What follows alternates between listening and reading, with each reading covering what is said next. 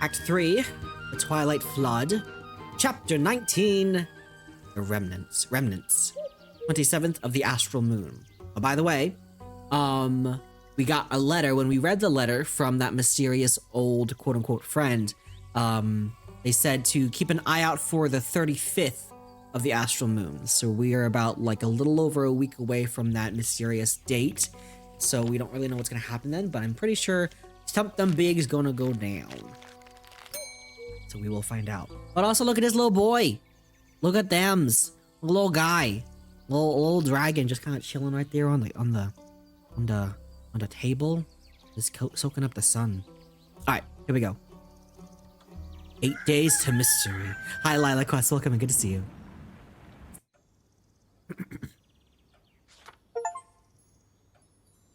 Ooh, welcome back. Jade, welcome back. Was your quest successful?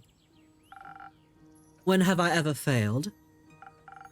Well, you do look surprisingly unbloodied. Also, hello, Kumo. Kumo? Who's Kumo? That guy? New name, I'm guessing? No. No names here. Never had a name. Don't even know what names are. Am I supposed to just go along with that? You're supposed to make me a drink. Then we can talk. Fair enough. What can I get you? I still got plans after this, but Onyx is pretty tired. So... Onyx is the little turbo. So, give me something that'll get her to keep up with my speed. And if I let her have a sip. Anything for Onyx. Let us give them some haste. I want to make the coffee eventually, but like the only thing we have right now that is three parts speed or haste is the Swift Strike. Ever classic. Jade sounds snobby. Jade is a mercenary who gets things done. I think if you get things done, you can just act, I guess, however you want. Feed the egg! We always do an and-do tax. Also, I wonder if there's anything that happens if like you feed him too much.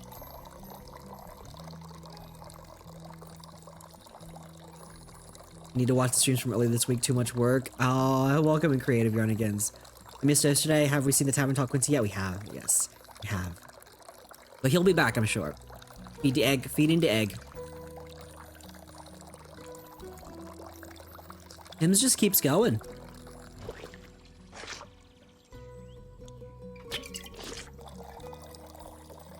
Don't test it. What do you think would happen?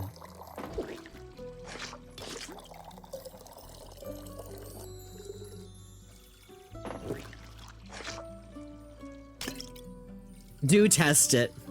He's in a bucket. I think it's okay. We put Andu in a bucket for a reason.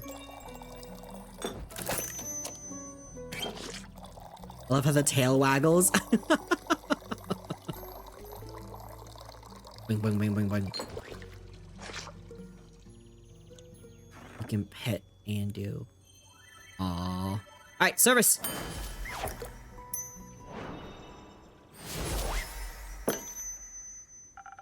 A drink for Onyx, and you. But mostly Onyx. Not too bad. Concerning to see you know me so well. I mean, being a regular does have its perks. So, names. Let's start with the story first. You love those, right? You know it. I'll spare you the details of my journey to Borkham. Though I did miss the chance to make some extra money along the way. Everyone thought I was the right woman for their jobs. They helped me with the quests, too. Squeezed a good description of the renegade parents out of some Red Dune merchant who was in a deep dispute with a blue-crowned elephant. I'd love to hear that story. I'd love to hear that story, actually. Not my problem. Asking a couple of pointed questions got me to the inn the deadbeats were staying at. Problem with people is, can't exactly kill them in broad daylight. With monsters, you'd be thanked for doing so. But with people, you've got to be patient. I'd kill for some Andu slippers. Slippers sure are a new merch idea. Imagine. So, I did what anyone would have done in my situation. I posed as a tour guide. And they believed you. Sure did. And Nico was right. Your drinks are great for pulling scams. Happy to hear that. I offered them a tour of the nearby Wadden Sea and led them to an area I knew was shunned by actual tour guides because of the unpredictable tides. Gave them a spiel about how a battle of the Order of Starlight took place there, yada yada yada. Pretty soon their eyes were glued to some starfish playing in the mud. It was the perfect opportunity to get it over with quickly. Obviously, I wasn't going to kill them just then. I needed a chance to run. But I had to scare them first. I raised my spear right above my head and was to go for a warning strike when I heard this zinging sound. I deflected the knife that was flung my way at the last second, and it shattered against the ground. All three of us turned, and I saw this cloaked Echo reaching for another knife. He had his hood pulled up, knives and daggers strapped all over his body. Even the air seemed to go darker around him. Looked like a real shadow bane. I trained under them. Impressive. Those deadbeats thought I was protecting them from him. Should have seen the look on their faces when I said I was there to kill them. I turned back, wanting to refocus on my warning strike, when I was interrupted by a simple stop. It was said in this deep, raspy, incredibly fake voice that sounded like some sort of proper degenerate. Likely the two bums thought we were fighting about who'd get to kill them. Their approach to such a situation was to immediately try and bribe us. I told them to shut it. They asked me what I wanted, then, if it wasn't money or words. So, I turned to our little shadow bane and asked what he wanted. But he just stood there, quietly. Can't blame him. He's a little scarier than your parents. So you helped him with the decision? Not exactly. I walked over to him and handed him my spear. She said, "This is your choice. Make it." It felt like she was passing some of her courage on to me. He stepped forward, my spear in his hand, and took off his hood. He was... I'll spare you the details. They recognized him, of course. Had the audacity to act surprised. Surprised is one way to put it. When they talked, they sounded so... like they thought I had died. You could have. They left you. I wanted to say something. Anything. Yell. Tell them to get lost. Scream at them for what they had done to me, but... all that came out was... why did you leave? Their silence went on for so long. Would have been longer if those tides hadn't came rushing in. You did kind of walk into that one. Kind of. Luckily, I was quick. Got all of us up onto some muddy rock that the waves couldn't reach. How long were you up there for? Couple of hours. Left us a lot of time to talk. Did you? Yes. A lot. For example, did you know the primordial flood was caused by the pyre erupting? Pyre? You mean the biggest volcano in all of Asteria, nestled right in Leviathan's domain? Yeah. Apparently, it erupted and then collapsed, covered all of the primordial sea in ash, and set off a tsunami. It should not be doing that. No. Do you think powerful magic was afoot? Probably not. What use is a giant tsunami to anyone? Maybe they wanted to be... wet? Probably not. Are tsunamis and their causes all you and your parents talked about? No. Mostly we talked about the leaving thing. They said not a day went by where they didn't regret what they'd done. I asked why they didn't come back then. They didn't have an answer for that. Mom said she was proud of my knife throwing skills, though. I never thought they'd apologize. They owned up to all of it. As awful as it was, I hadn't planned for that. They wanted to make up for everything and be part of my life. They said it was up to me and what I wanted. What do you want? A family? Is that stupid? No. It's not. So you forgave them? No. Not yet. I have to see if they actually mean what they said first. I can't trust them right now. We don't really know each other anymore. Who knows if we'll get along? But they did say they want to get to know me, and I think I might like that too. They're just so different.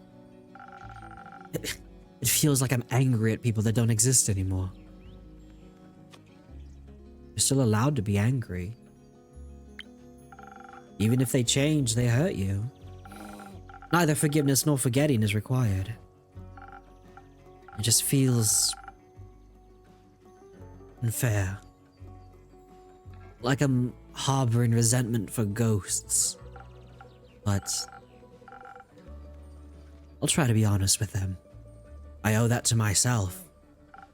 Plus, Jade threatened to decapitate them if they ever hurt me again.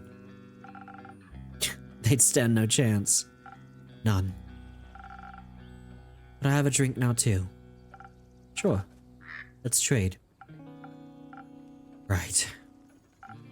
A joke? No. A name.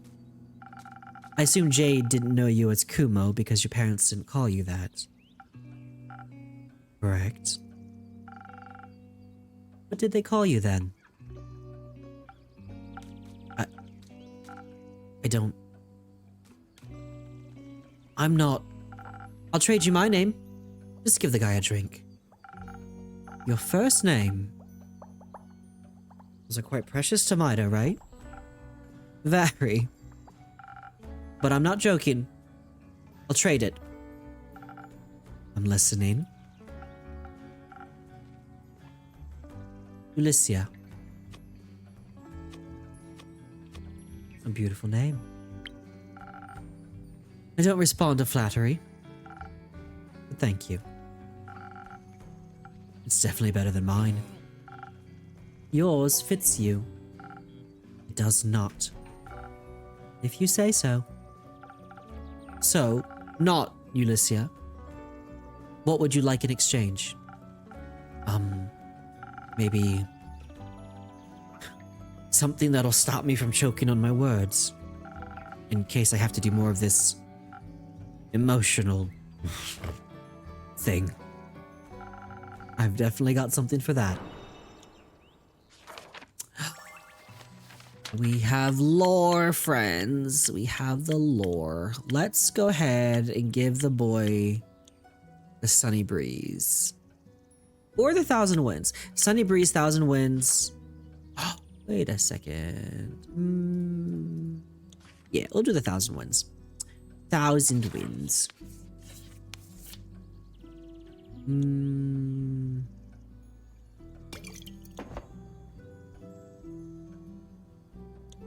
With a little bit of a honey flower inside of it.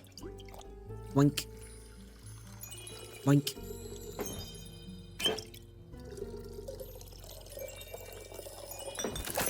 Ta-da! Eat the egg.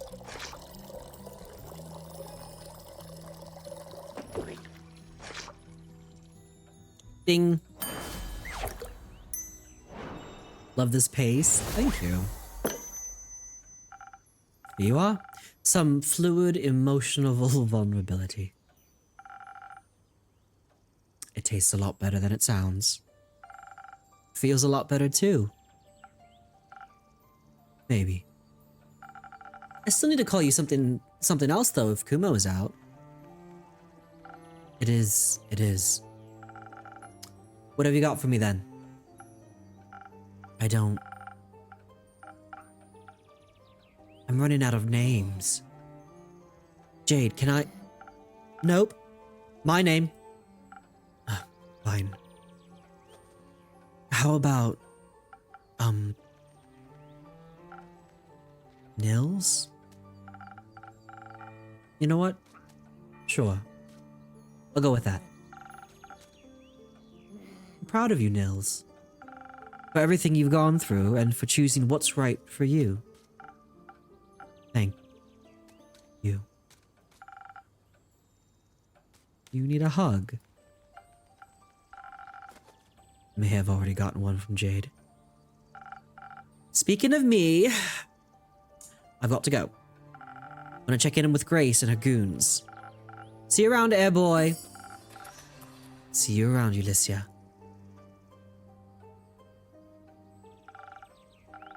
What about you? Care to linger a little longer? I need some time to think. All this over. Maybe even feel it, too. Is Fable back yet?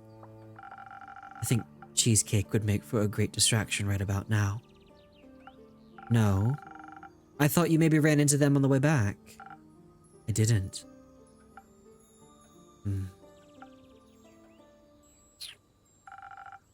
So Melly isn't back yet either.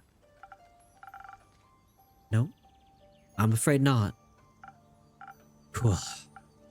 Great. Guess I'll talk to Carolyn? Your parents? Maybe. Do you think they still love me?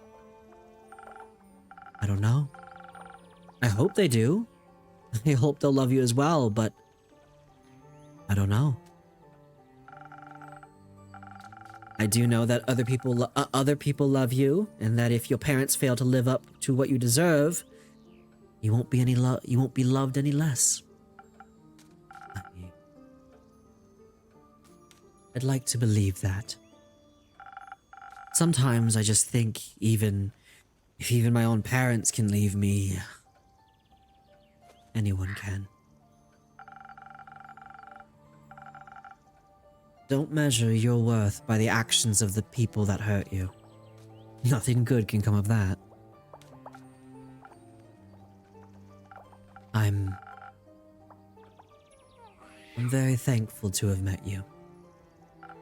Anyway, I'm also part of the night, or whatever, so I must go. Farewell. See you soon.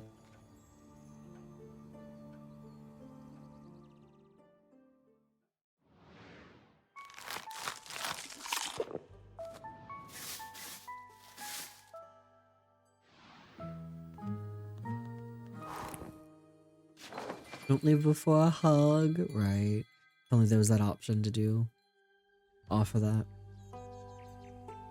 Act 3, Twilight Flood.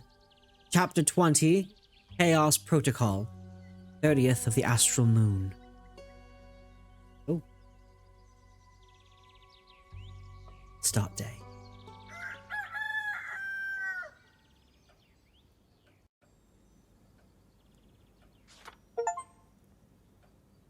Well, there you are. Sweet mercy.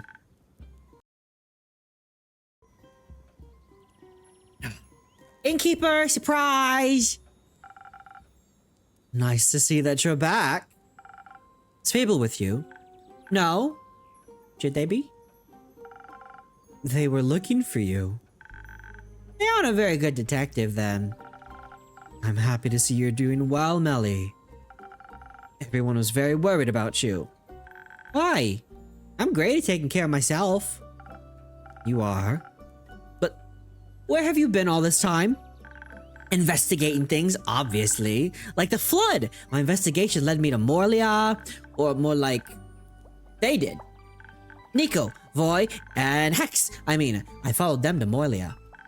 They were talking about mysteries and puzzles, and I'm trying to solve a mystery, so I couldn't let the opportunity pass you by. You're lucky. People usually pay lots of money to spend time with me. Why? Because I'm like famous. I didn't go there because of you. I was following clues. Okay. I stayed outside. My case isn't about a wizard. Not this time. Where's Hex anyway? You know, doing wizard things. Like, studying? Yeah, it's giving depression to BH. He immediately wanted to check out all the spells that we found. Though he seemed pretty disheartened. How come? Not sure. I guess he didn't find what he was looking for. Maybe because the world's greatest treasure was already traveling with him? What would that be? Me? Never mind. He told us to keep an eye out for any time magic razzle-dazzle.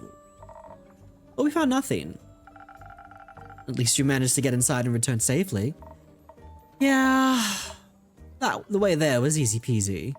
We got there thanks to Nico pulling off a shape-shifting trick and pretending to be a merchant. Stole some guy's coat and face and used his reputation to secure us a boat ride to Molia. Said I wanted to meet a real estate agent from the Majocracy to buy the island. I told him to pick us up in a week or so. By then, we'd be far gone. What happened to you once you reached the island? I'm quite intrigued. Before we tell you anything, I'd like a drink. Something that goes down like honey and will make my poetry flow like a wild river. Nothing easier than that. Welcome in, Crispy Zimmer. Let's do the Sunny Breeze.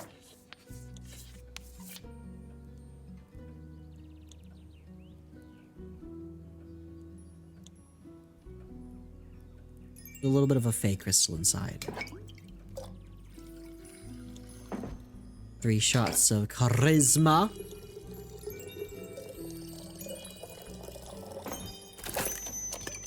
Drink up.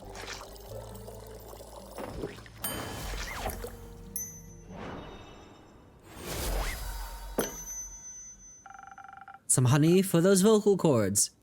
Enjoy. That's what I'm talking about. Amazing. Can we move on to the story now? You got somewhere to be? Nah, I'm getting bored. So, we got to Molia, an island so small it's basically the tower's wild backyard. As I walked between the crystalline roses, I expected to see secret passageways hiding behind every corner. I almost brought you back a rose. Why didn't you? I thought you wouldn't like it. I would have. Okay. That's moving on. The tower itself reached so high, I thought it might be reaching out to kiss the moon itself. It was really tilted at about a 5-degree angle. I measured it with my paws. The bricks were still wet.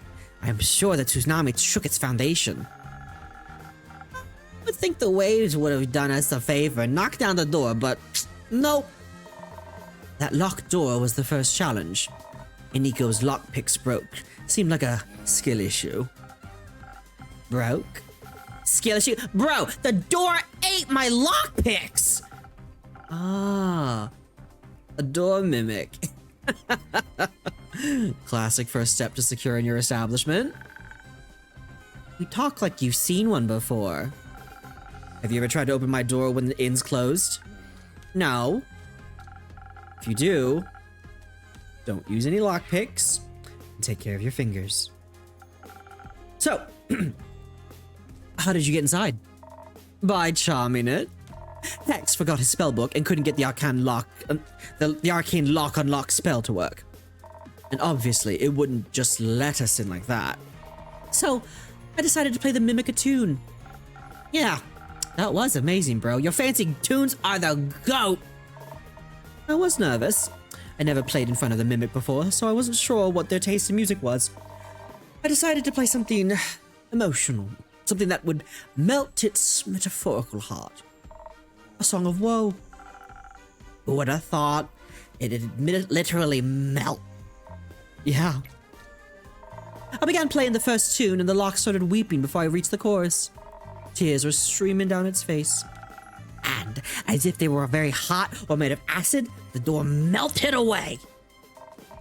Afterwards, the lock lay in a puddle of wood, sobbing and thanking me for my performance. It's not a very sturdy lock. It just sounds very in touch with its emotions. We stepped over the door's remains and into the tower. It was so much taller and bigger on the inside. Like a pocket dimension. So freaking cool. Except a tower can't really fit into your pocket. Bet. Let's walked ahead. Guy was really distracted. He didn't even listen to my poem about the symbiotic relationship between axe and door. For a long time, we didn't encounter anything. Just a long hallway, no doors, only a bunch of strange paintings. Of course, most hallways can't go on forever, so eventually, we reached a staircase. After what felt like 5.5 minutes, eternity. Meanwhile, I was outside, investigating the flora and fauna. Everything was very peculiar, like it was all from another world. The colors were different, very blue and almost spectral. And there were a lot of spider webs. Or yarn. Not sure which. Suddenly, the ground shook and almost knocked me off my feet. Could have guessed there were pressure plates on those stairs. I wasn't paying attention. It was too careless. One wrong step and a pressure plate triggered an explosion and... the whole staircase began crumbling down into a pit of nothingness. Bit by bit, starting from the bottom. I rushed upward to safety, away from the weird wizard abyss. I stumbled, and if it hadn't been for Hex, I'd be mush. He grabbed my hand and pulled me up. But he isn't really the strongest, so we almost tumbled down together instead. I figured I couldn't just leave them to fall to their pathetic destiny. So I zoomed down to grab Hex by his collar and pulled both him and Voyboy back up. Thank you for saving us, Nico. No problem, Voyboy. Don't get used to it! Didn't you expect a trap like that? After all, a great wizard would want to protect their treasure. I guess we were a little distracted by all the gold hanging from the walls. The staircase ended in a wondrous library that spiraled endlessly higher around the tower's inside walls. We lost Hex at the bottom in the first row of books. A lot of them were drenched. Didn't seem like the tower was waterproof. There was still primordial water dripping from somewhere above. We couldn't make out the ceiling. Tried to reach it, though. The second story of the spiral staircase library had 3 paths leading away. Each path ended in a door, and all 3 marked doors were closed, and marked, with runes or paintings or rusty old locks. I got sucked into looking at the library's beautiful murals. Each of them depicted a different story. One of them was a mosaic of mirrors. That one was my favorite. Watching Hex look at books was like reading a thriller. Almost every second book was rigged with a trap, but he figured out the pattern quickly.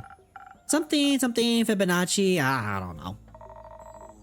Once I was able to pry myself away from the murals, I started looking for spell things. I knew Hex was most interested in those, and, you know, you can help when you can. I didn't. I mostly looked around at all the small treasures lying around. The wizard had this cool staff with a chunker of a gemstone embedded at the top.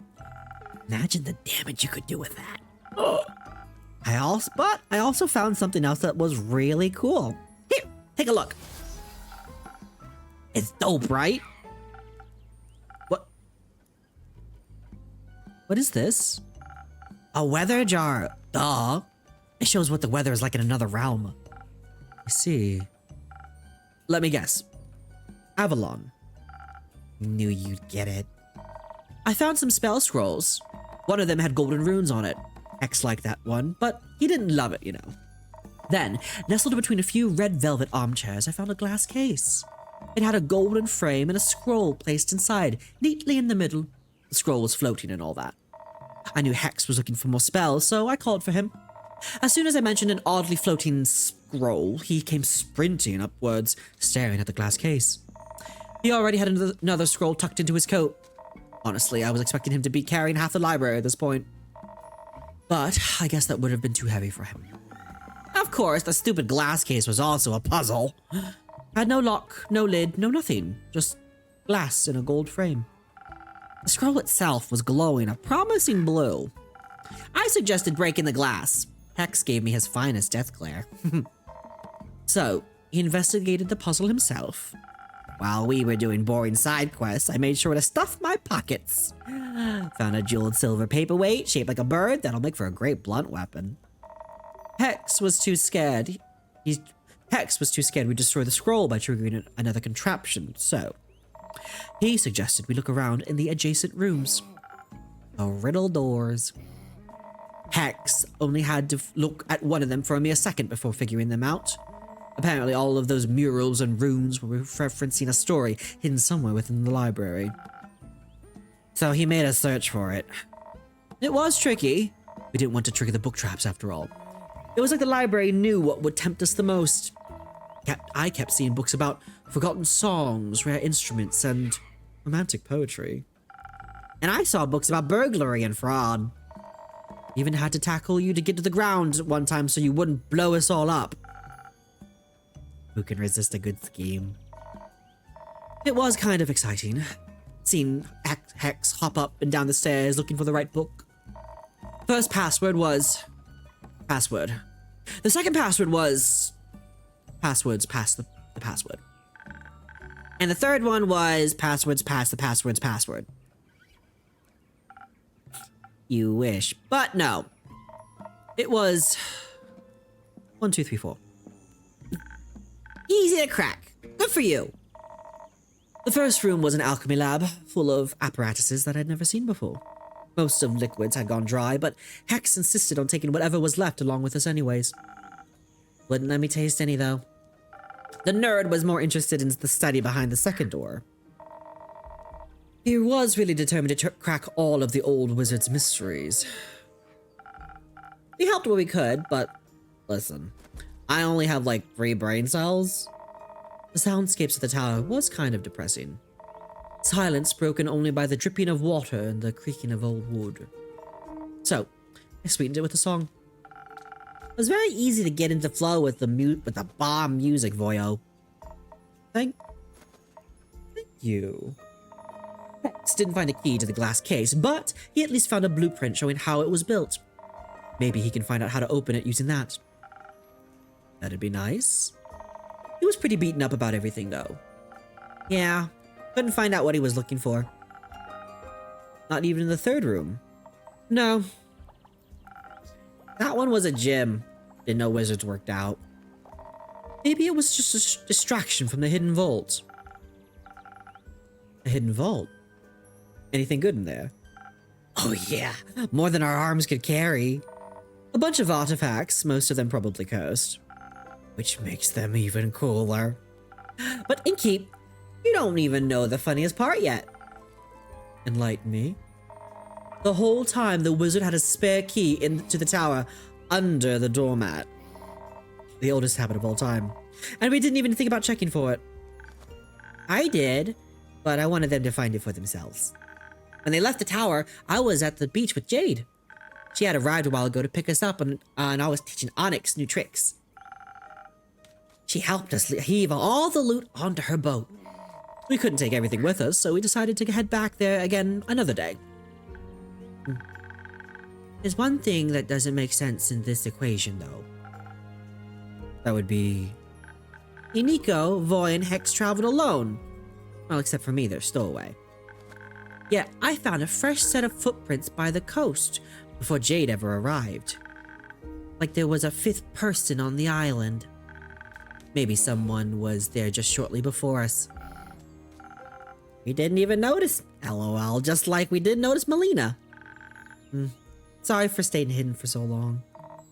Don't apologize. I think you just proved your skills as a detective. Got a lot to learn from you. What a story.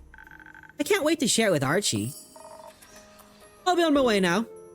Gotta check up on Hex and make sure he didn't accidentally take a book mimic home. You coming, Nico? Sure thing. So long, Innkeep. Goodbye, Innkeeper. Don't miss me too much. I'll try not to.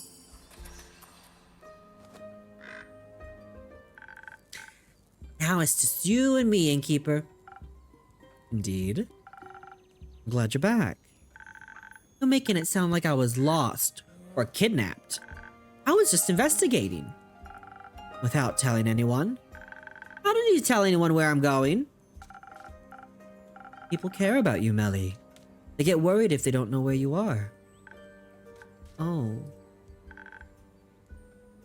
I'm not used to that. But I care about people too, like you. It's good to hear.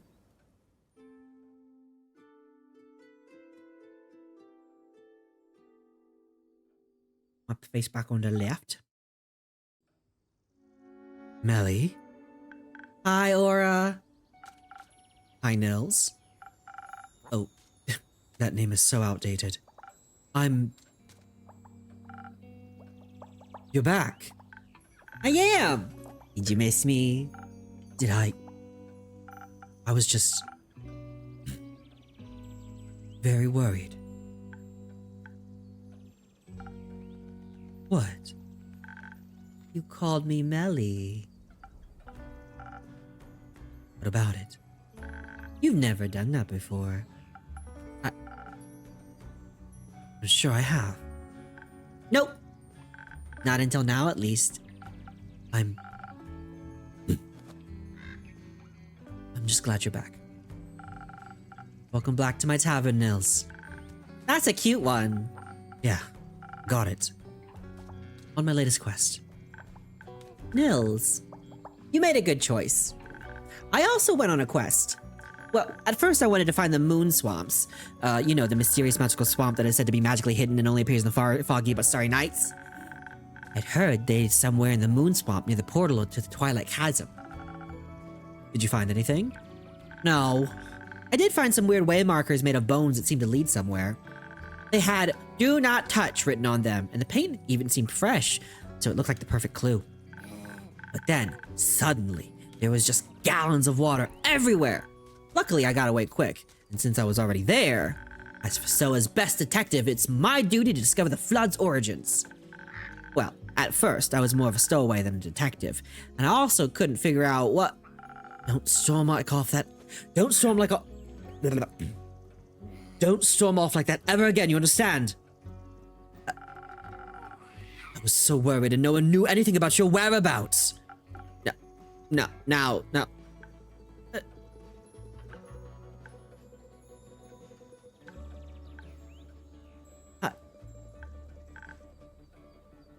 I'm sorry. No, I'm sorry. Shouldn't have yelled at you like that. It's just... I haven't cared about anyone in so long. And with you and Fable both suddenly gone, I didn't know what to do. I thought you didn't care. After you went away, even though I asked you to be more careful, I thought maybe you didn't want to be my trusty assistant after all. So I went to investigate alone. I'm sorry for leaving. It's alright. I'm used to people leaving and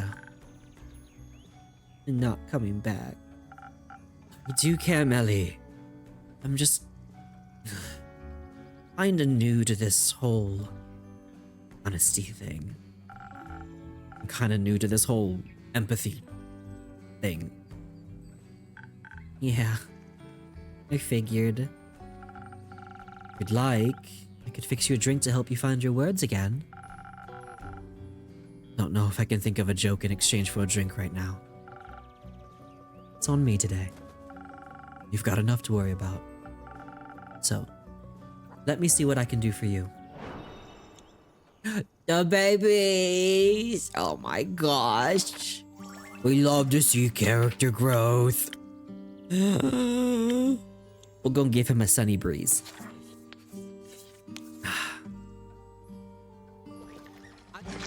Ding! No, but that's a steal. It kind of is. Kind of is. I can't imagine a better game for you to play. Hi, Renata House. Welcome in. Thank you. This game is kind of perfect, isn't it? I love it, though. It's such a good game. Enjoy your magical liquid eloquence. It doesn't taste half bad. This might actually help. So, your quest. Jade said you were stranded on Morlia. Yep. I followed 3 very suspicious-looking fellows and somehow ended up on that island. Why do I always run into wizards and magic when I'm out on adventures? And traps! Magical traps everywhere! Sounds very dangerous.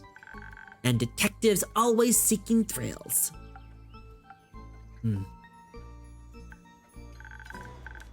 I'll make sure to be careful, I promise. It's not about that. I know you know how to take care of yourself. Otherwise, you wouldn't have solved the T-Rex case. But don't keep putting your lone life at risk in exchange for a quick adventure. Luckily, nothing major happened this time. This all could have ended very differently. Hi, Tat, 2D Bard, welcome and good to see you. I know. All I'm saying is, don't disappear again. Please. You're not alone anymore. You don't have to do everything all by yourself. Like you're one to talk? To be fair, Nil's got a point. Even though they're guilty themselves. Both of you are. But you two have also made a lot of progress already. And I'm glad both of you made it back safely. Heard anything from Fable yet? Not yet. What about Carolyn? She came back after the flood. Currently, she's investigating some undead sightings in the Pale Woods. Oh. Do you know when she'll be back? No. But the two of you can wait here for her if you want. Yes, please. I want to stay until Carolyn gets back. Alright. I'll keep you company. I was literally about to say, like, look who's talking, right? Truly. How about I spice up your wait with another drink? I'll pass. Oh, but I'd like one, please. Of course. You want anything specific? That whole adventure was pretty exhausting. Maybe something to combat my mental tiredness. Nothing easier than that.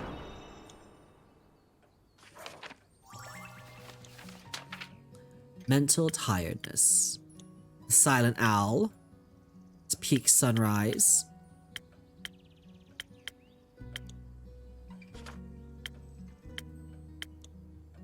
Sparkling Nebula. We haven't made this in a while. This is a very pretty drink.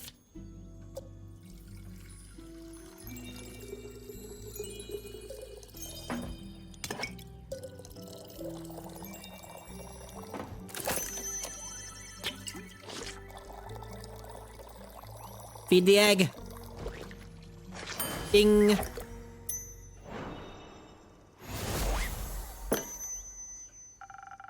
Let's see if this will wake you up again. Oh, thank you. This is delicious. I can feel my synapses connecting.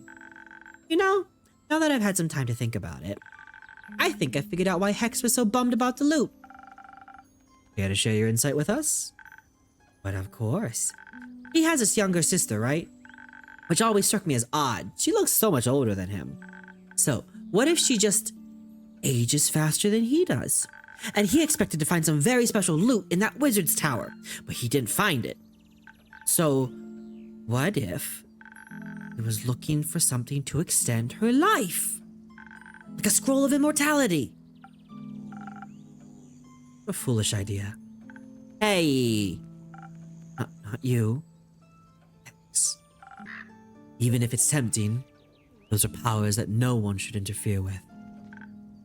I agree, but if she turns into a zombie, I've had enough of them. Definitely. We should tell him when we see him again. Or maybe we should tell Kaylin when she returns.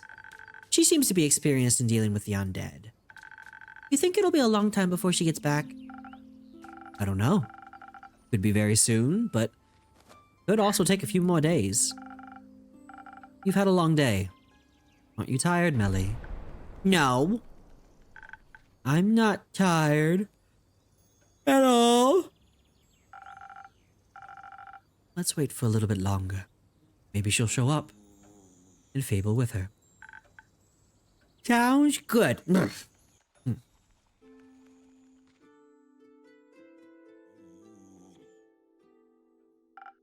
Did she fall asleep? Yeah. Maybe I should bring her home and wrap this up for tonight. It's a good idea.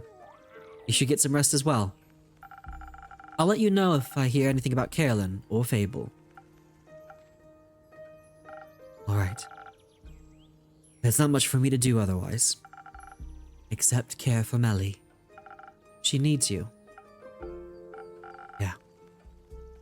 I think you might be right. Good night, Nils. You know... forget about it. See ya. He was about to open up a little bit more.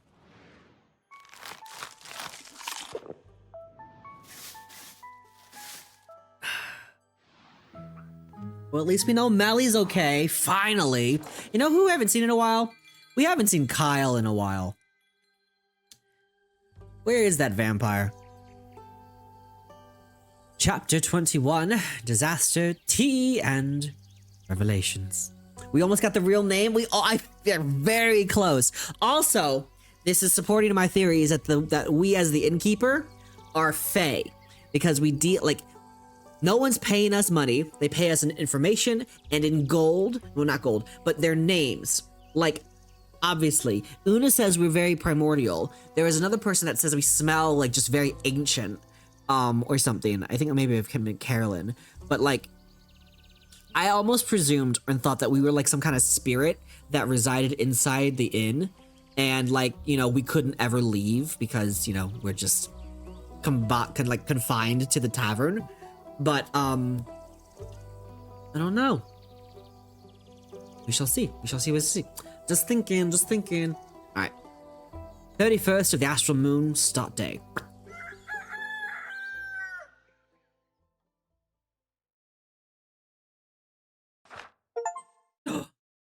It's Clay. Welcome back. It's good to see you both again. Hold your enthusiasm, innkeeper. We bring tales of disaster. Don't mind a little disaster in my tales. After all, you tell them so well. She really does. As do you, Clay. Thank you. I hope my stories are as good as your drinks. They are to me. Speaking of which, may I offer you a drink in exchange for a little insight into your disasters? That'd be great. Something that feels strong and magic-y, right? You remembered. Yes, that one, please. Coming right up. In Act 2 now. Very cool, very cool. I hope you're enjoying it so far. Let's put in the Sailor's Courage. Pop in a pepper. 2 shots of Strength. 1 pot Defense. Nope, that's wrong. These. And 1 of these. Nope, nope, nope, nope.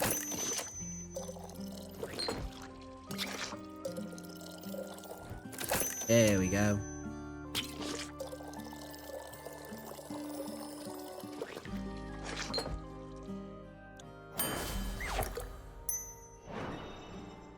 It's so pretty. The lighting is so pretty.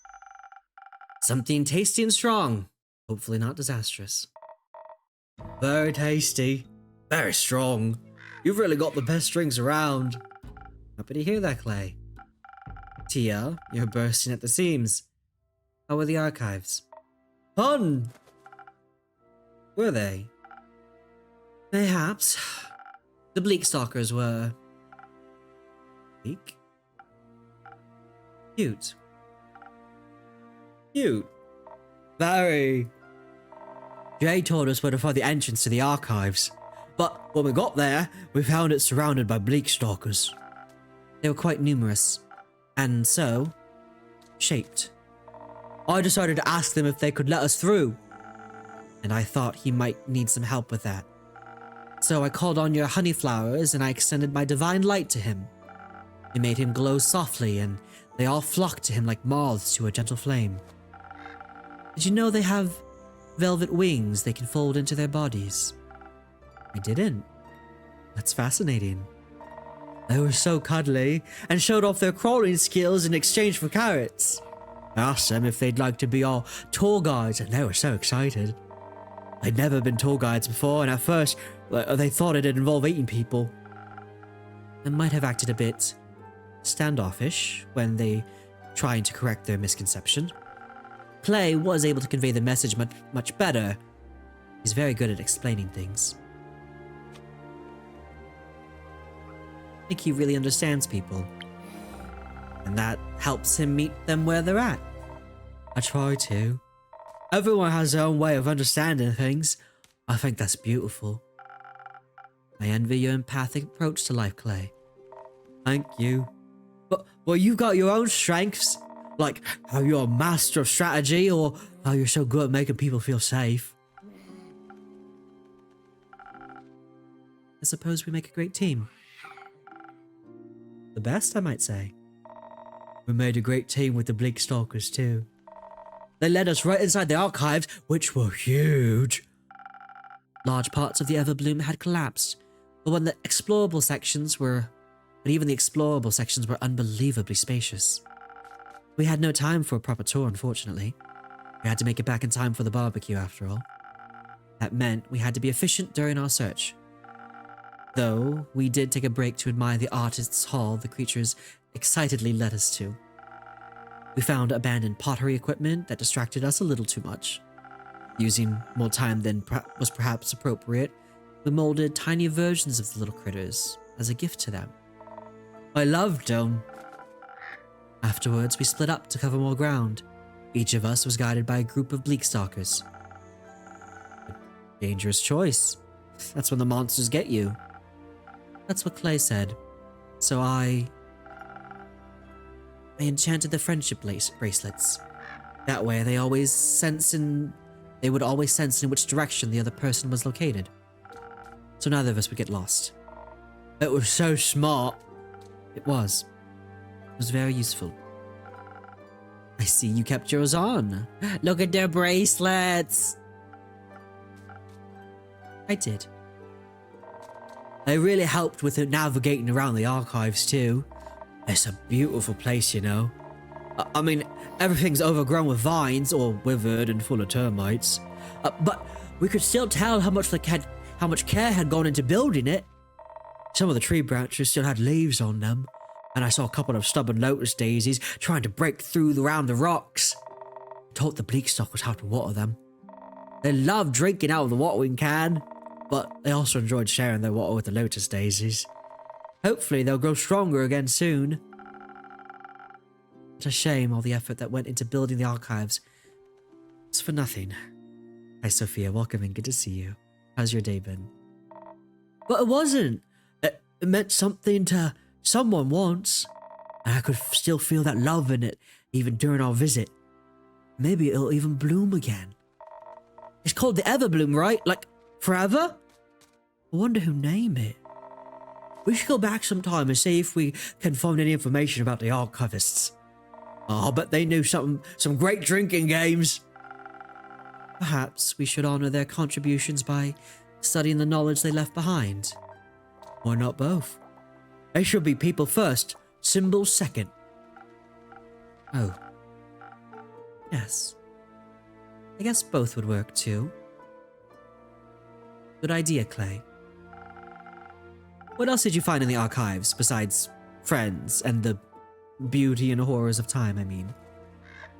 I got a little distracted when I asked our new friends to point me towards the cooking section. It was so vast. I found so many new bread recipes I can't wait to try out. Oh, I also found something for you. Me? Yes, it's a recipe book from Mixology. First I thought about taking the whole thing along, but it was from a giant tome and the bleak stalkers were so attached to it. So I ripped out the page and that looked the most interesting. We thought it would fit your repertoire. I think it does. Thank you very much. Last Whisper. Hey, we have ourselves another dexterity potion. The Last Whisper stealths itself into your heart. It provides a boost of strength and speed that will and has a tough, if somewhat bitter, aftertaste that will awaken your senses. Sometimes, all you need is the right balance between elegance and brute force, and the correct translation of an ancient recipe. Thank you very much. As for me, I asked them to lead me toward dangerous knowledge, and soon found myself in a hidden study.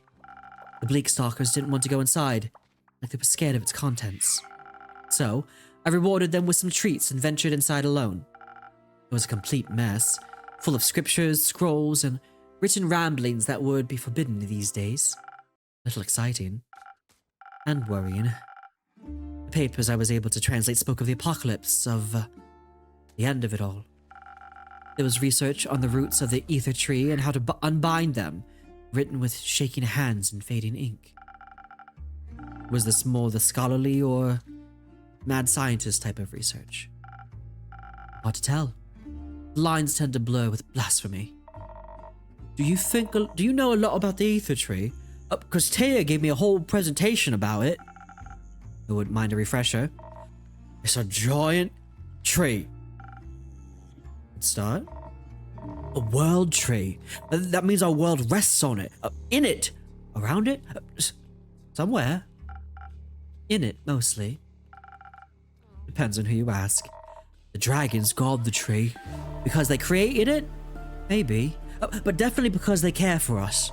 And since we live in it, it should keep existing as it does now. Oh, dang it. Oh, no. Because no one wants their houses to crumble. A lot of people would get hurt if something happened to everyone's home. It's true. But luckily for us, damaging the ether tree isn't possible. It's larger than we could ever imagine. To us, it's really more of a concept than a tree. And the dragons defend it, despite their oath of neutrality. But no easy foes. There is one way. The sigils of Alcahest. What now? The sigils of Alcahest. The key to destroying the ether tree. According to the scrolls I studied under the archive's candlelight. Are they some sort of spell? More of a manual to a self-fulfilling prophecy.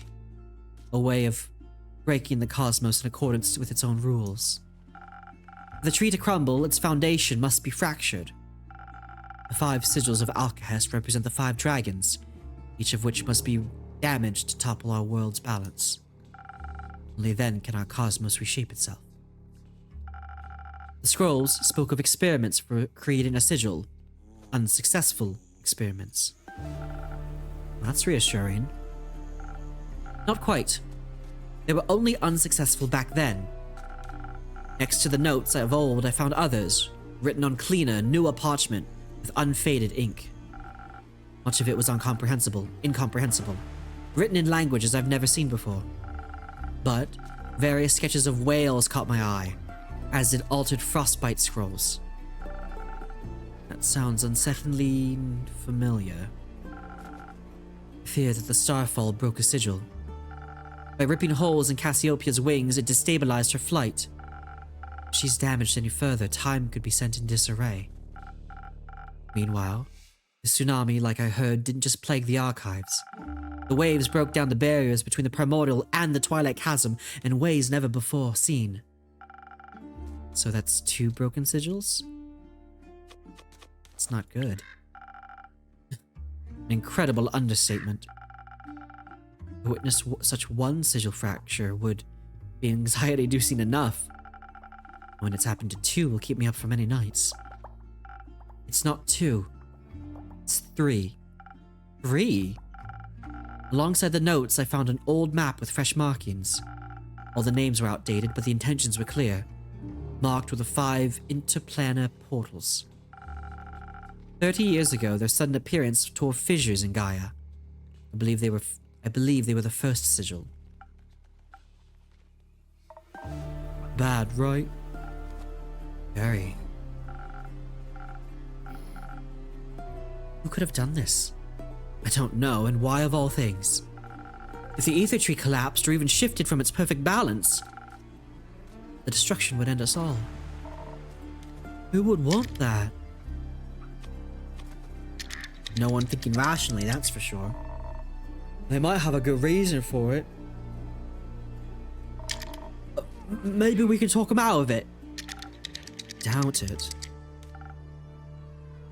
2. Whoever it may be, it's causing this. They only have 2 sigils left. Oh, would be quite bad, right? Don't they say that waking the Elder Dragon will start the apocalypse?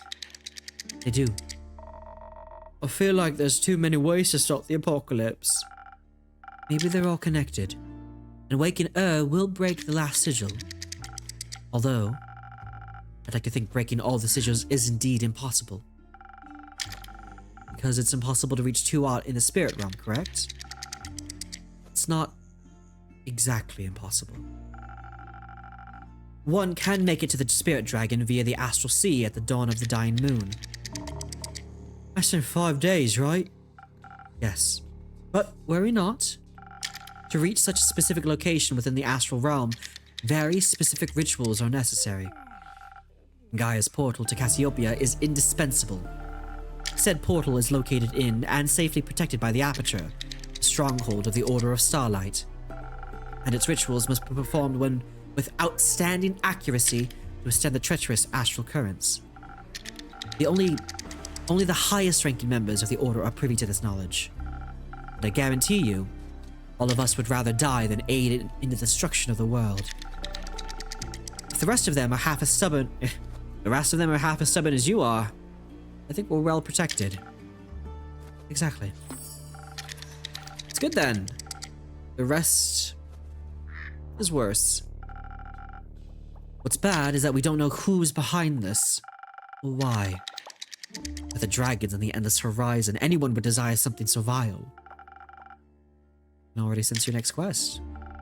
But, can I offer you a drink first? Your throat must be dry from all that exposition. Wouldn't say no to a drink. Perhaps something that will keep my mind intact, defended from lunacy? Say no more. Defense is... How about a steel tonic?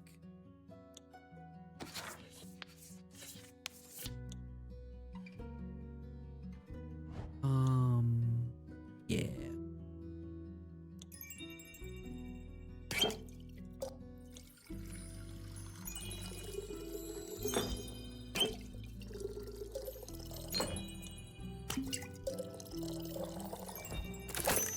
Steel tonic.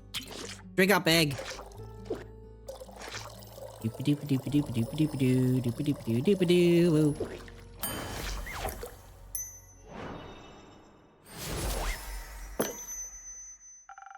A delicious defense against the absurdity of evil plots. Thank you. This makes me feel a little less spiritorial. Needed a breather. You know what else will make for a great breather? Abel's barbecue. Exactly. You're right. That would be quite pleasant right now. I hate to be the bearer of bad news, but I don't think the barbecue is happening today. Fable hasn't returned from their quest yet. Oh. What quest are they on? Finding Melina. But I just saw Melly on the way here. Perhaps they found another quest while out. Heroism can be infectious like that. Innkeep, what kind of drink did you mix them? None.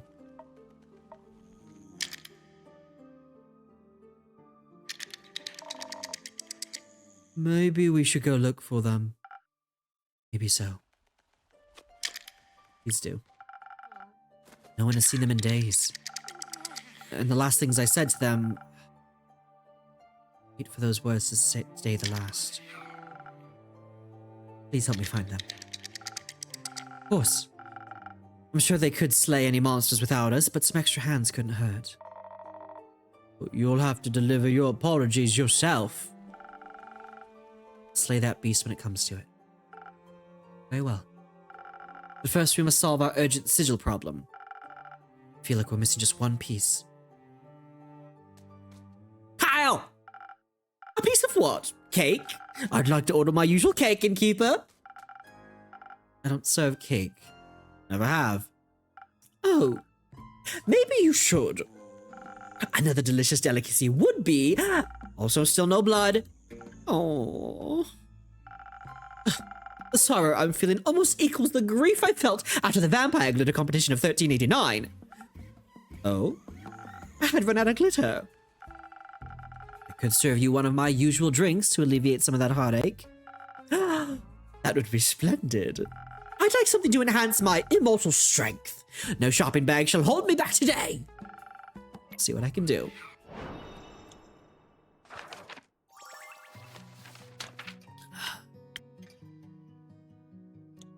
Cursed coffee coming up. Look at this. It's full strength. We can finally make a cursed coffee. So let's go ahead and put in... It's got 2 intelligence with it too. Honestly, the sage is kind of perfect with it.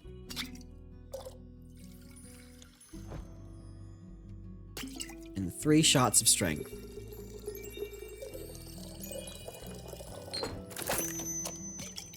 Drink out my hearties. Ding.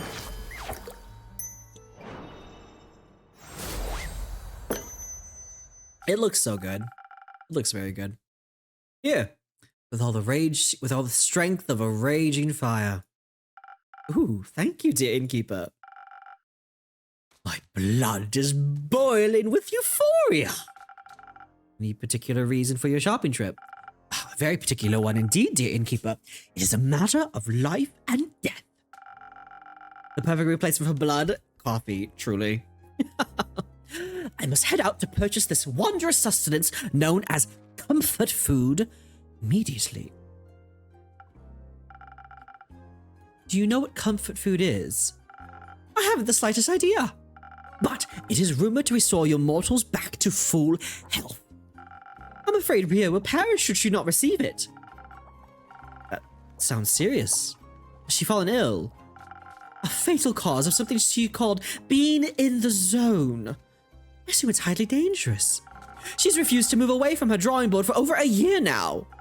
She even threw me out of the room upstairs when I offered her a blood pellet snack. How will her body handle for another year without food? I have some good news for you. Ria hasn't been sketching for a year. You guys checked in yesterday. Oh, how fortunate. And as for your legendary item, you should ask her about it. Generally, everyone has a different idea of what they consider comfort food. How wondrous. Though, something tells me you should give her some time before you go back upstairs to ask. Why? Call it intuition. Oh, I don't think intuition is a very good name, innkeeper. Want me to find a better one? Of course! I'll think of one before the next 80 years are up. Thank you. Shall remain for a while. And once I've acquired the correct comfort food, I shall make sure my friend eats every last bite. I don't want to hide his face. I love Kyle. Kyle's so good. Like a vampiric mother hen to a vampiric chick. I didn't know there were vampire chickens. There aren't. You know that for certain? Yes. I could have sworn that one of my family's estates had fangs. Chickens cannot develop teeth. And here I thought we were just comrades in blood hunger. Chickens are still very fascinating on all their own. Did you know they have very colorful dreams? Oh, that's nice. I once helped a wild hen with a dream journal. I'll introduce you to sometime. My favorite things about chickens is that they purr when they're happy. What charming creatures. The more I learn, the more they remind me of vampires. So simple, sweet, and ferocious. And yet, their origin harbors one of the greatest mysteries of life. What came first, the chicken or the egg? The egg. Chicken. Not going to weigh in? I am intellectually withdrawing myself from this conversation. But, unlike this unsolved mystery, I do know how vampires were created. Would you mind elaborating? Weren't you intellectually withdrawing? As a cleric of Cassiopeia, humility is a lifelong objective that I strive towards.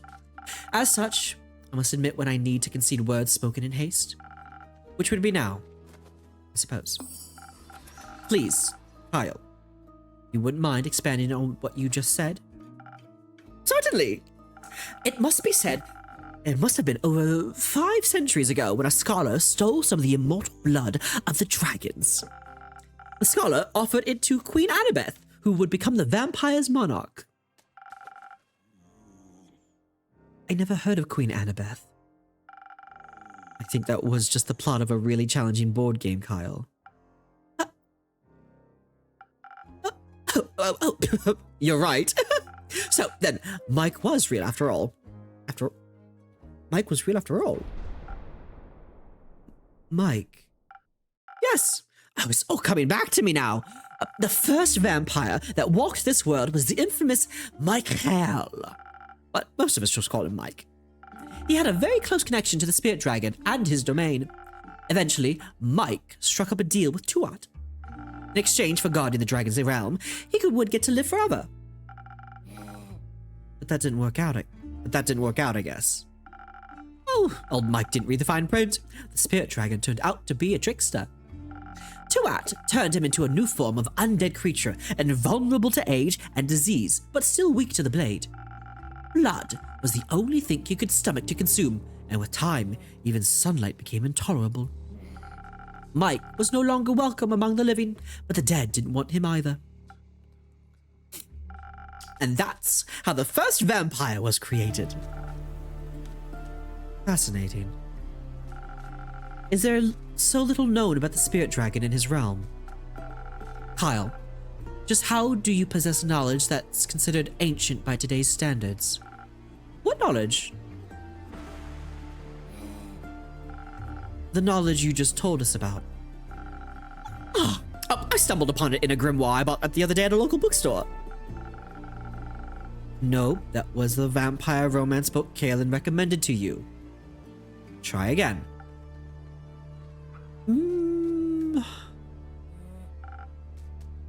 But of course. Dear Evelyn was such a history fanatic, but how could I not pick up on a few stories? That one was her favorite. I still dream of her deathly beautiful countenance as she narrated tales until the intruders stopped screaming.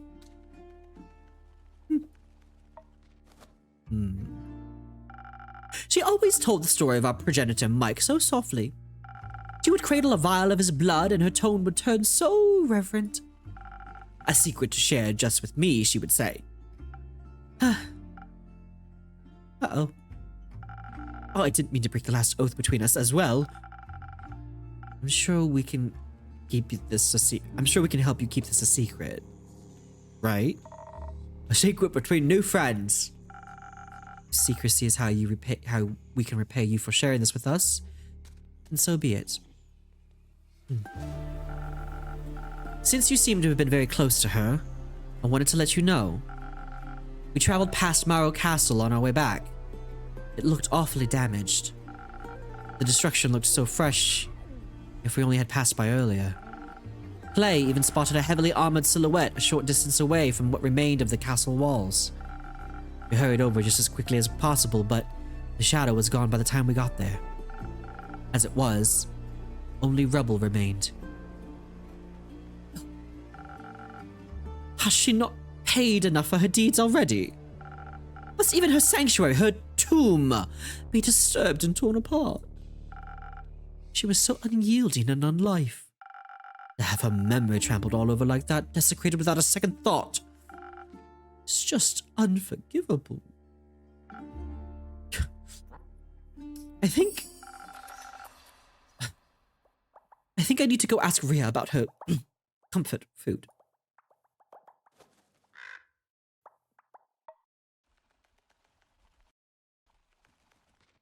I feel like I'm losing brain cells listening to this conversation between Kyle and Clay. That was cute. Let's give him some time to come to terms with what he just heard.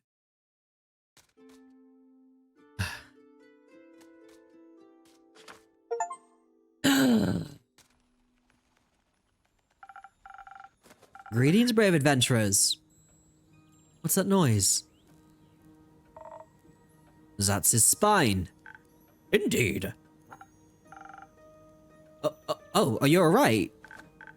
Worry not, friend. 'Tis but a scratch. So, about my drink order. I don't see any scratches. On your, skeleton, Scully. Your drink helped wonderfully. Not a nick in the sight of any of my bones. Would have added some glue to the mix. What? Apologies, friend. We might be jumping the crossbow here. Let us recount our tale properly, Dame Kaelin. Don't think there's much to tell, honestly. You look exhausted. Are you wanting some rest, then? No. Just wanting a drink. Can be arranged. Something to regain my strength. A good one. A good one might net you a story. No pressure, Kaelin. Something with strength. We could do the coffee again. I don't think we've given... Let's do the coffee again, literally just because it is still full strength. And I mean, what better way to end an adventure than with a cup of coffee? We'll put a dragon, a saber-toothed tooth in it. Oh, wrong button. Bring it up, buddy.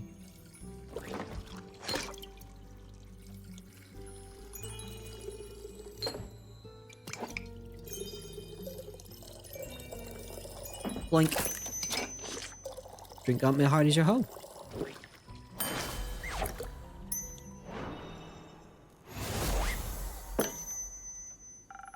A great drink, a great story. Aren't you lucky?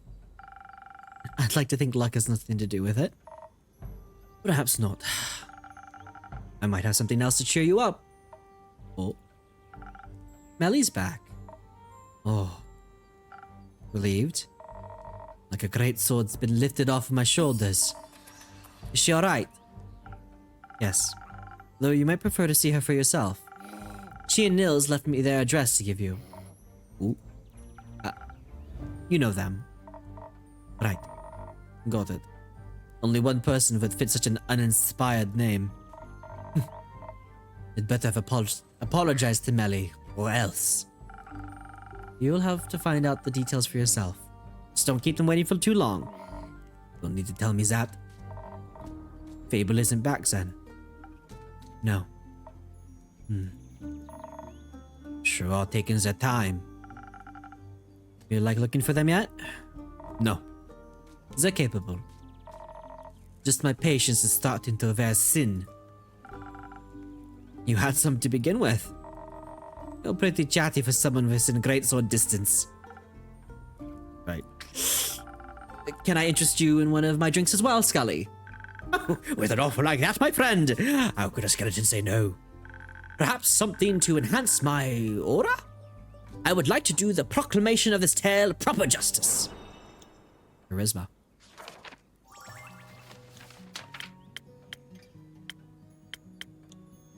Thousand Winds.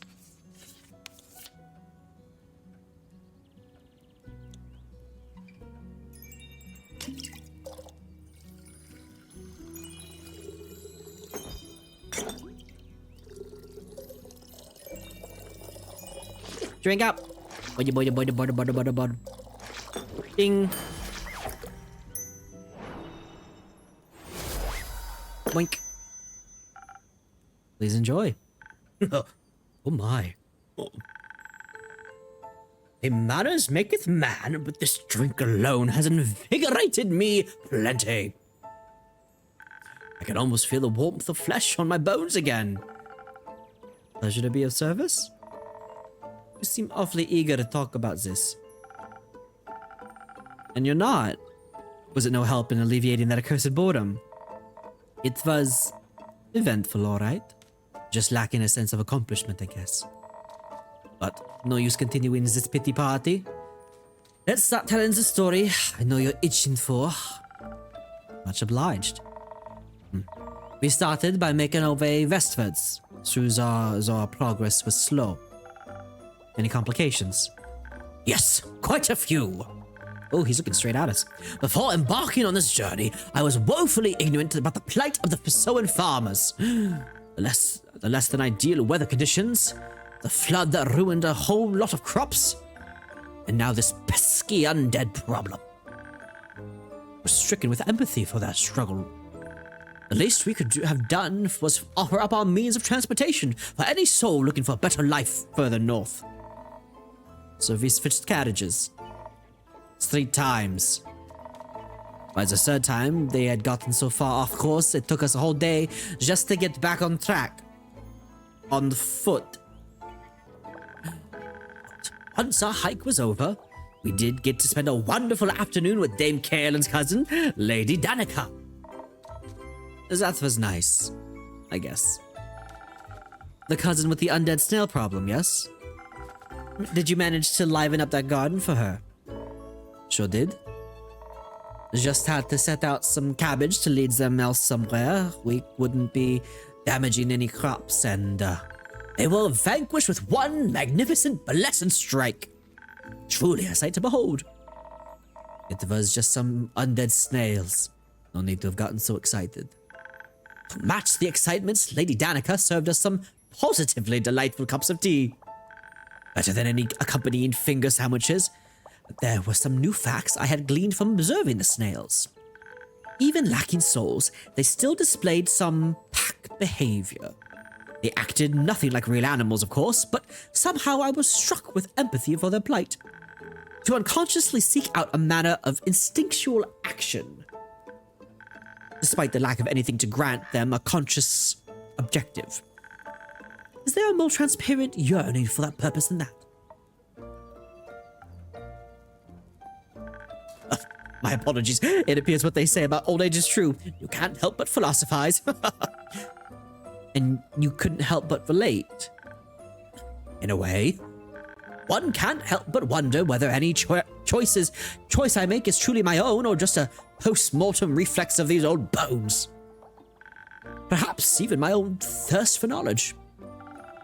And yet, your enjoyment of it seems genuine.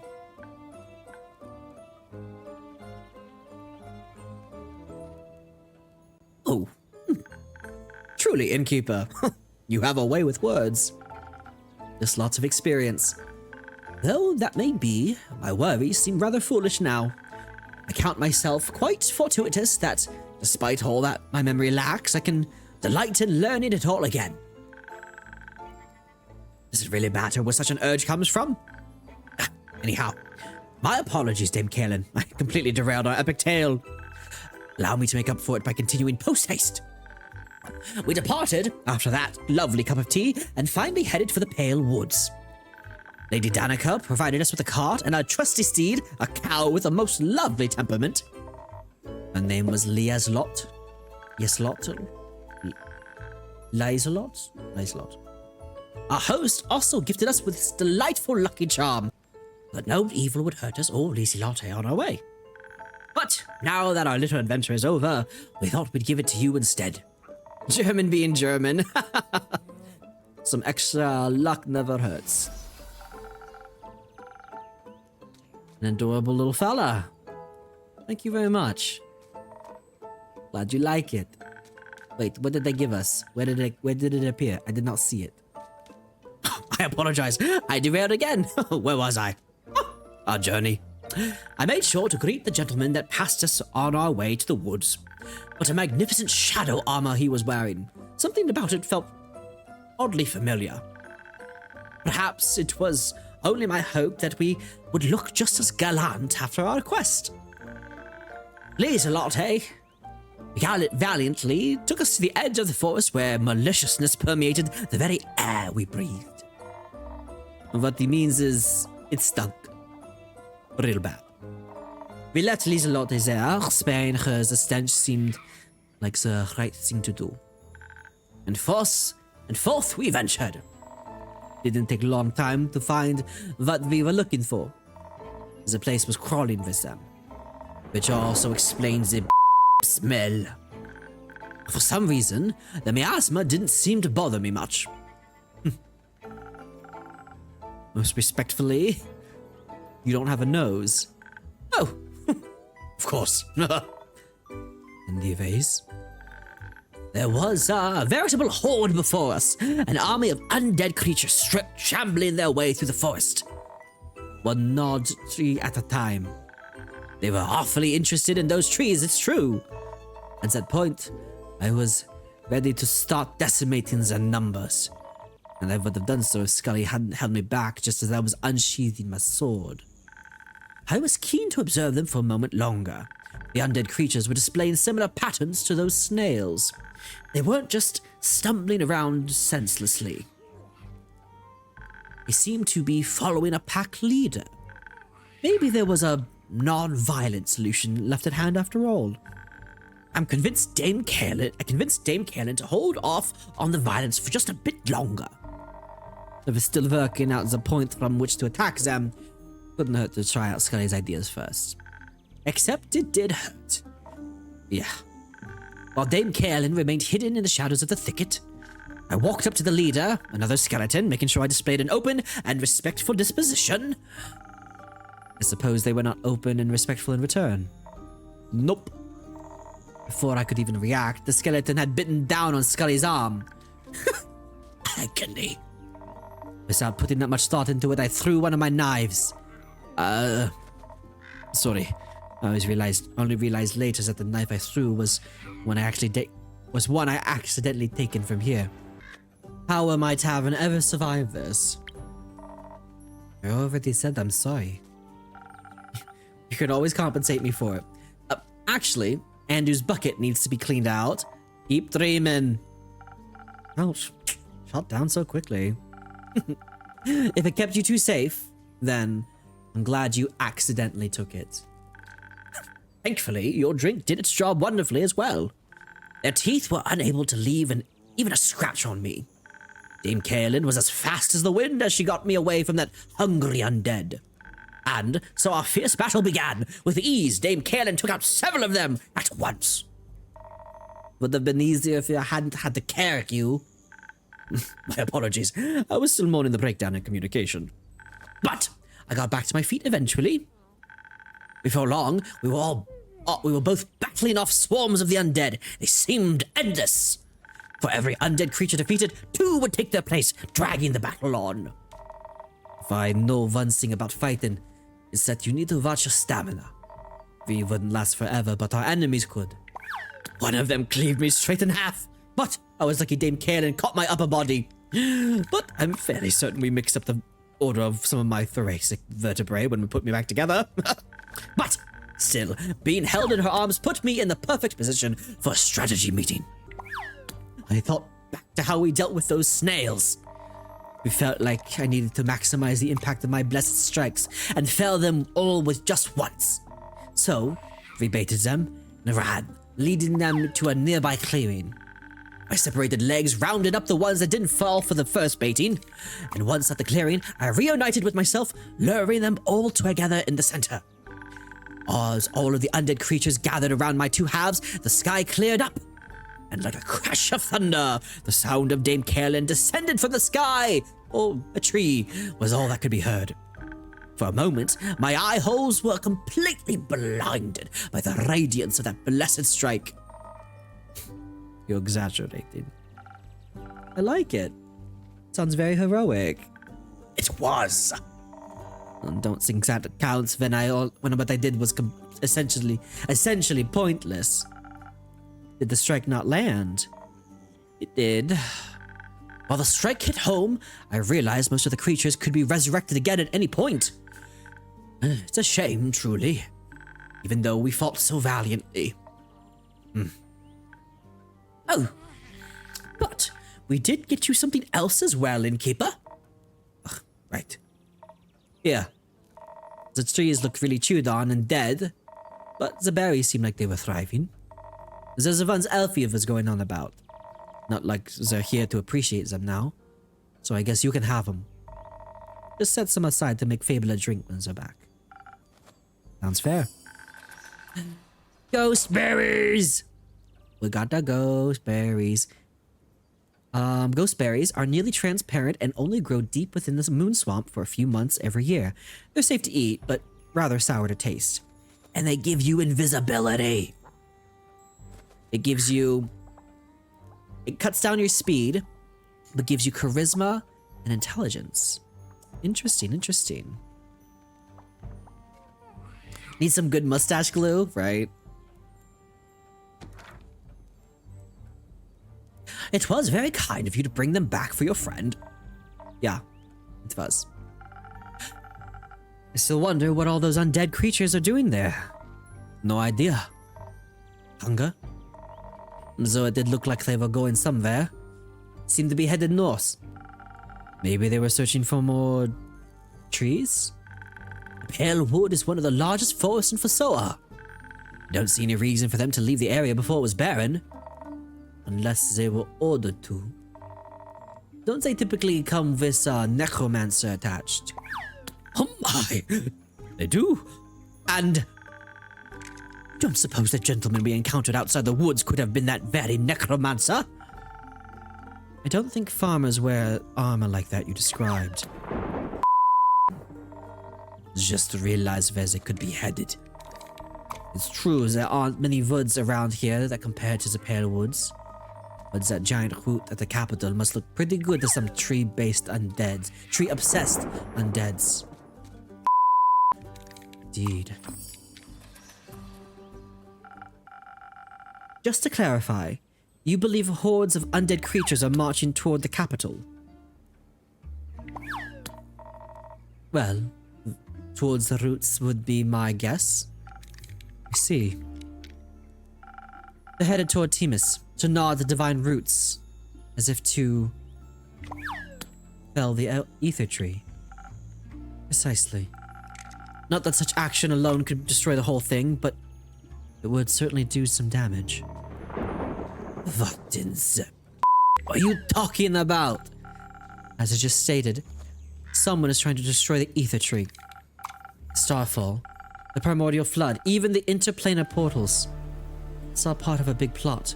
Was that not clear? No. Oh my. That's awful. And insane, if true. Is it working? Unfortunately so. Or do you see stars in the night sky? That means there's one. There used to be more. And we don't know who's behind it yet either. Well, Kaelin, Mr. Scully, the gentle person you greeted outside the woods, you thought he might be a necromancer? He certainly bore the armor of one. He seemed like he wanted to kill everyone. Particularly, though it can be hard to tell sometimes. A likeness and desire for homicide aren't necessarily mutually exclusive. Necromancers resurrect dead things to make undead creatures. Indeed they do. But my memories, or rather the memories of my body, which I suppose are also my memories, have been getting clearer lately. Let me try to focus my thoughts. I believe I awakened in the archives. In the Everbloom. The Everbloom? Did you encounter any bleak stalkers? I did indeed. They seemed very hungry for my bones. Such interesting creatures. They remind me of the old intellect wombats. Do those beasts still roam for Soa? No. What are intellect wombats? Priorities, Tia. Scully, who woke you up? A gentleman of fine age. He, I believe he was there to do research? I remember candles held over notes scribbled on paper, ink stains on fingertips. He must have found me near my friend's study. I remember I was looking for her when... after I woke, I simply left. How rude and inquisitive of me. I should have asked what he was researching. Could have helped. Be glad you did not aid him. We found his notes. He spoke of the destruction of the universe. Did the guy from the woods remind you of the one in the archives? Now that you mention it, I wasn't conscious enough to recognize faces when I rose, but I knew the armor looked familiar. I think I saw it when I first reopened my eyes. Metaphorically, of course. I no longer have eyelids. A necromancer is behind all this. Is he trying to break the sigils just to get to Tuat, the spirit dragon in the realm of death? Sigils? Are you perhaps speaking of the sigils of Alcahest? My friend was researching them once. I always thought them a wild figment of her imagination. Seems like they're not, unfortunately. Do necromancers usually want to destroy Tuat? No. But they do defy his laws of life and death. Perhaps he craves access to all the souls the spirit dragon's guards. Or he plans to destroy death once and for all with his perversions. But, my dears, to destroy Tuat, one must find him first. That in itself would be quite the impossible task, no? Not exactly. The spirit realm is well protected, but there are ways to get to him. Can you kill death? I don't know. But merely attempting it sounds disastrous. Miss Anwar, Miss Demore, Tuat is the god of death. No matter how insane the necromancer, no one could possess a weapon powerful enough to fight a god. Only weapons made by dragons can harm them. We all know this. You mean like Ur's great axe? A weapon forged for the dragons, by the dragons, meant only for their claws. The axe. It could certainly cut through the barrier between the astral sea and the upper world, if not through Tuat himself. Would stealing an axe from a dragon count as a sigil? Oh, right, you lost me again. I talked about this already. Keep up. I'll explain later. It might count as a sigil if it awakens or damages their plane. Should not be awakened under any circumstances. Nor should their legendary weapon fall into the hands of a mere mortal. My, this is quite concerning. I'm right there with you. Seems like too insane of a plot. Even for some big bad evil guy. As a BBG! They always seem to be reaching for some new heights in their dastardly schemes. If we are correct, this one plans to steal Ur's weapon, break their sigil, and then destroy Tuat. Dragons be with us. What about the undead creatures marching toward the capital? It must be a distraction. A way to keep anyone who would interfere off his back. Quite the dangerous distraction if you ask me. Those shouldn't be snacking away at those roots either way, should they? No. And those sigils of alcohol zest you keep talking about. Do what? Destroys a tree? The spirit realm rests above all others in the canopy of our world. If what we believe to be the monster's plan succeeds, this monster's plan succeeds, it will collapse down onto the rest of the ether tree. Not only would free all dead souls, it would destroy the tree, our home, our cosmos, and everything below it. It would destroy our world as we know it. Not to mention, Tuat might die. Don't think I have to explain to you why dying would be a bad thing. Once again, can he die? Wouldn't risk it. Oh, I believe this. Plot of his has to be limited somewhat. No?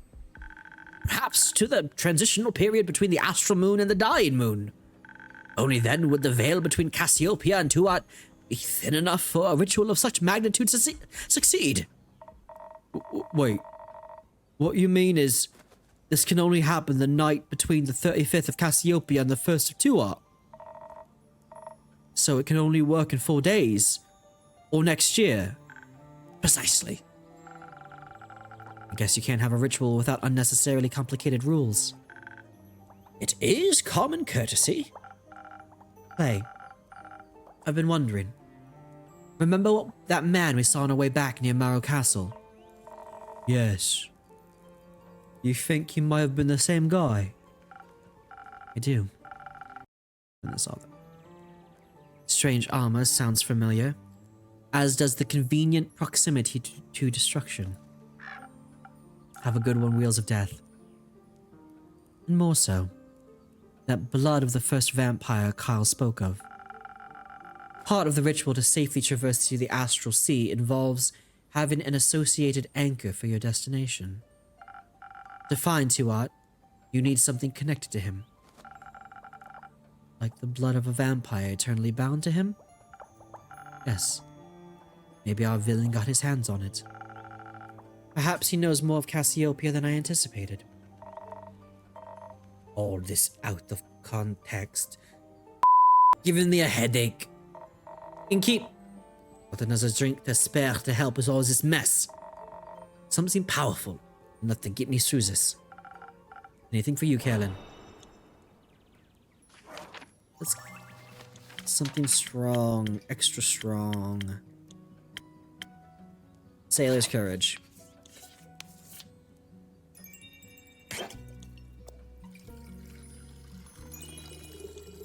Look at these little berries. They're very cute. Too much of this. Drink that. Drink that. We need some of this. A little bit of this. Ding.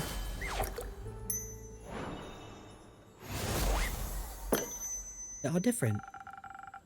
Put all the strength I have into this drink. Enjoy. I think you just put parts of my sanity back together.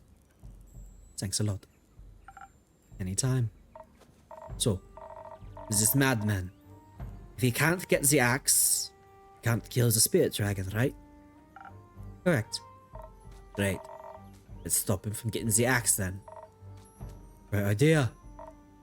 I know. Now, how do we do that? Well, first the necromancer needs to find it. For that, he'd have to get to Ur's realm. Thanks to the portals, that is entirely within the realm of possibility. One would simply have to journey through one of the portals to the Twilight Chasm, and then enter the endless caves through the Nightmare Realm. Nothing easier than that. Didn't Melly seem to see some weird new bone way markers near the Twilight Chasm portal in the Moon Swamps? Could they be there to remind someone, say a necromancer, of the way to the portal? They could. Good. The moon pools are much easier to reach than Boreas. We should catch the necromancer before he ventures into the chasm, and most certainly before he gets the axe. Great. Let's go beat his ass. Hold on. What if you don't succeed? I have faith in you, but he sounds powerful. How about a backup plan? Ugh. Hate to say it, but you're not wrong. Thanks for looking out for us.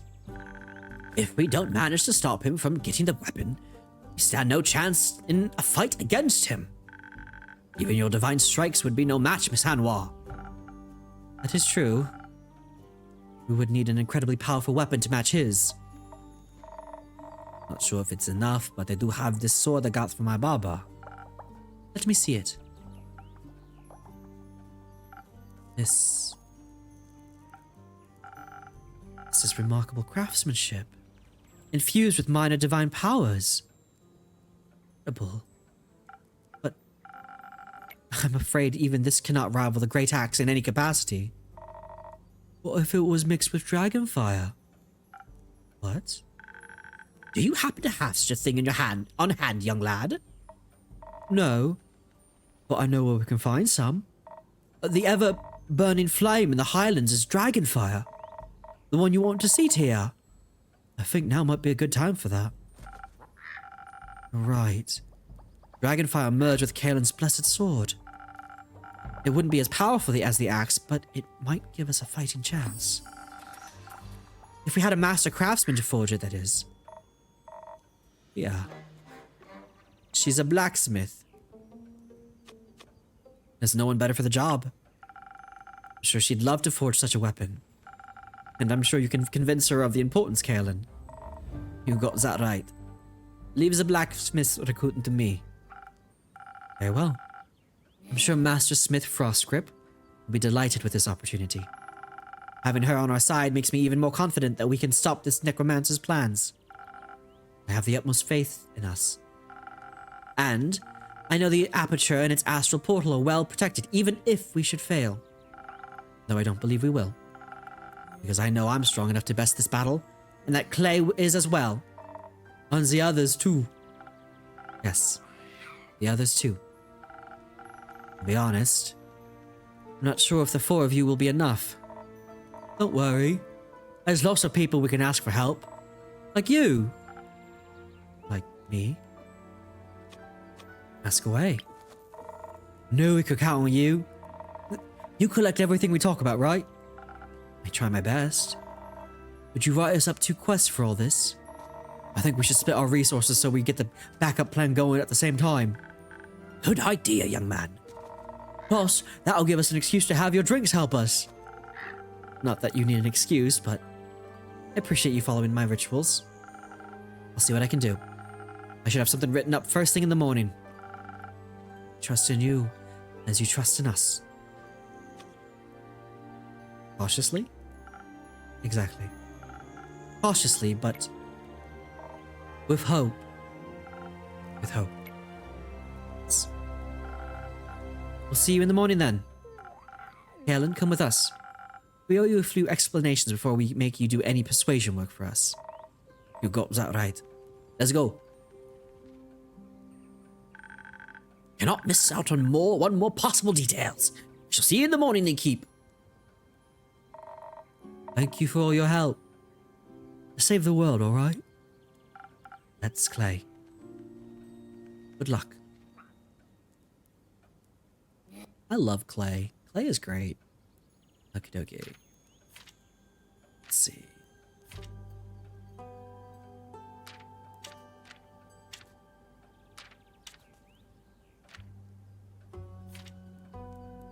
Nope, that's not it.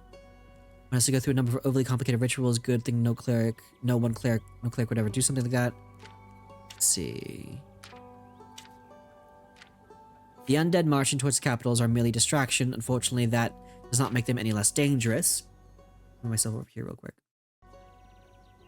These undead can't seem to get enough fiber. What better tree to chomp down than the ether itself? What could possibly go wrong? The capital is wrapped in roots protected by the divine, according to its myth. As ancient as time, these are the roots of the ether tree. The Dead Parade. A horde of undead is approaching the capital. Their insatiable hunger for the local flora leads them to the exposed roots of the ether tree, and therefore to the capital of Timus, since it lies nestled in the safety of the roots. This is a mere distraction, so the necromancer can fulfill his true plan, but the undead still must be stopped before they hunger for flesh once more.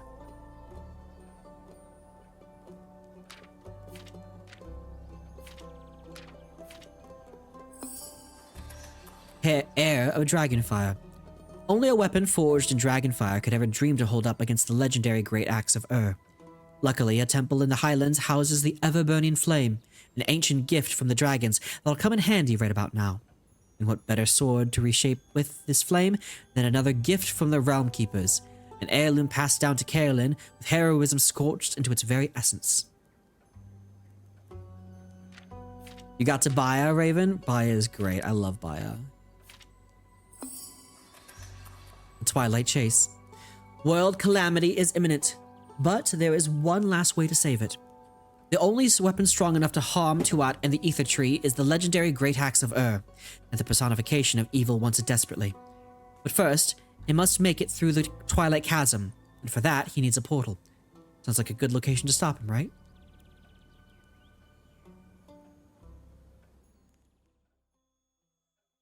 We end the day here.